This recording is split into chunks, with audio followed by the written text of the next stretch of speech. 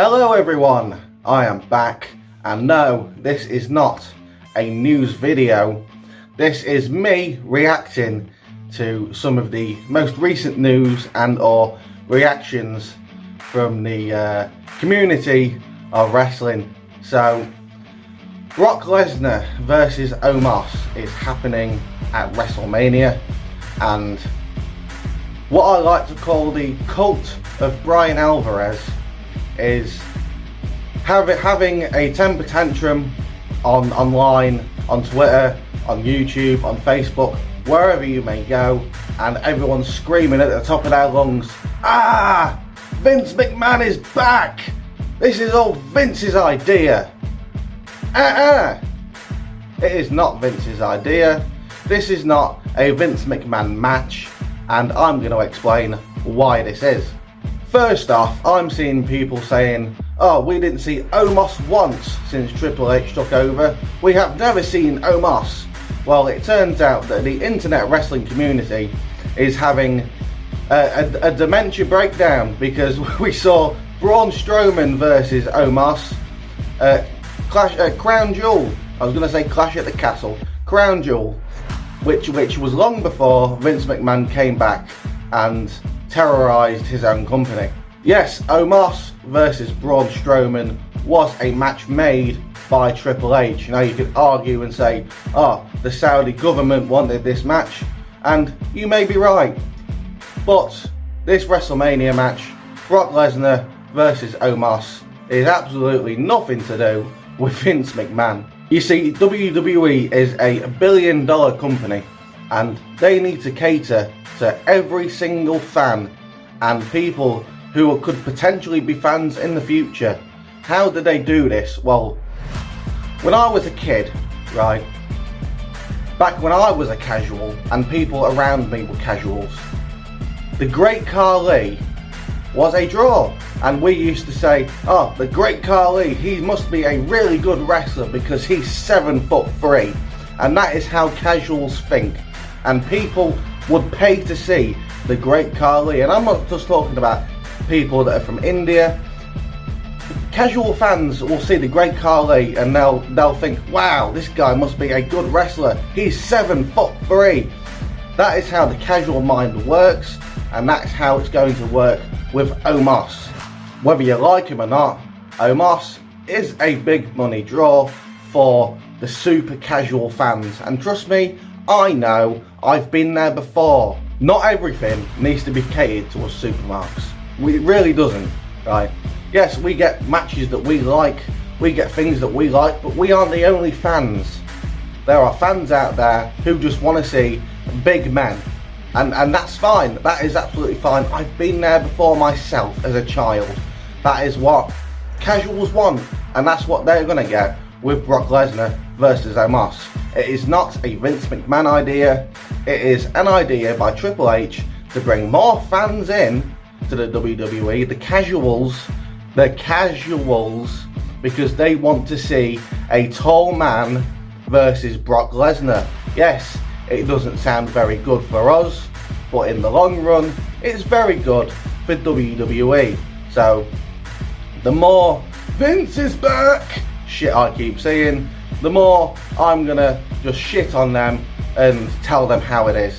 Now, there was some other news on WWE talents being unhappy with the WrestleMania cards being shortened to 6 matches per night. Now, I understand why Triple H is doing this.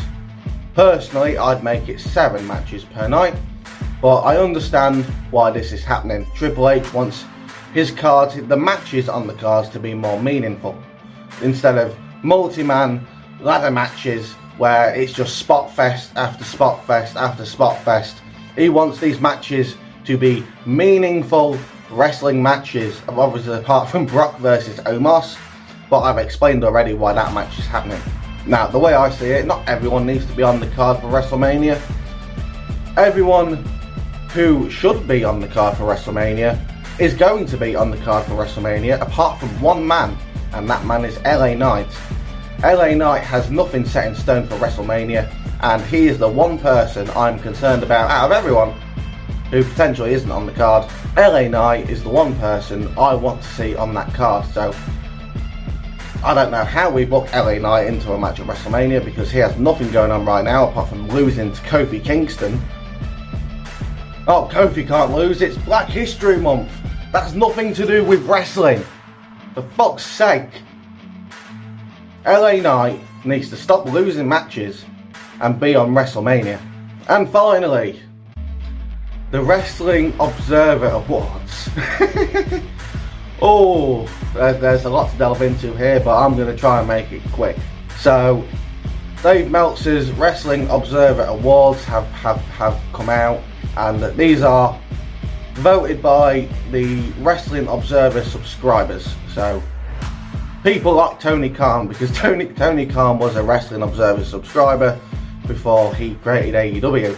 So, these marks, these bias marks who listen to everything Dave says, are completely brainwashed, and their opinions mean absolutely fucking nothing. I think a lot of people have realised by now that there's no need to get worked up about these awards, but there's still a few people that are, and especially one tag team that are having an issue with it, which is FTR. Yes, FTR have had an issue with AEW congratulating everyone, and I mean there's a lot of people, everyone who won an award from these bias awards, but they did not congratulate FTR, which tells me they're going to WWE or somewhere on the indies, or just taking time off after April.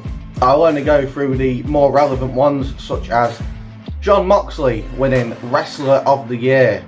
Why did Jon Moxley win Wrestler of the Year when he doesn't deserve to be Wrestler of the Year? I don't know.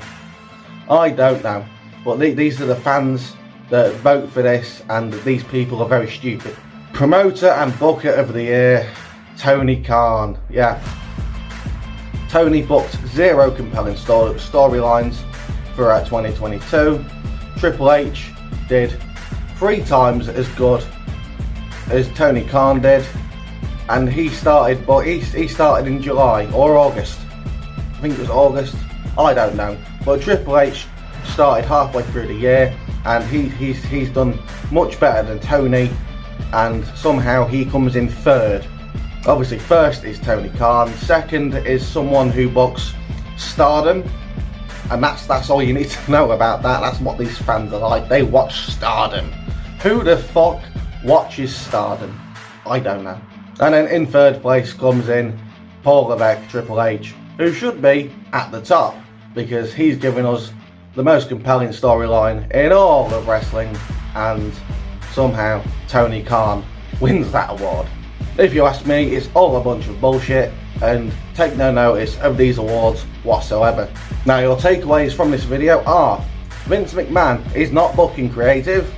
Omos versus Brock Lesnar is just a match to bring in more casuals, which anyone with a brain cell could figure out. LA Knight needs to be on the WrestleMania card, and that's the only person who we need to be concerned about that isn't on it. And the Wrestling Observer Awards are a load of shit. Thanks for watching, and I'll see you soon.